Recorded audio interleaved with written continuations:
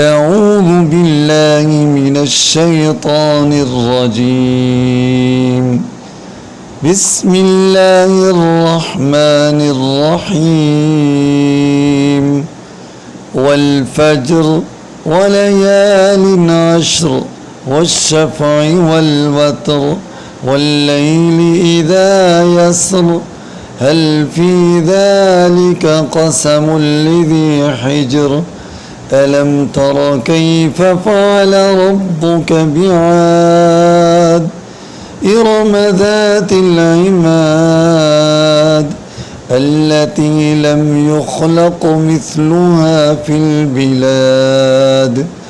وثمود الذين جابوا الصخر بالواد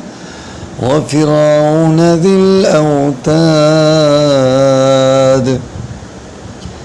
الذين طغوا في البلاد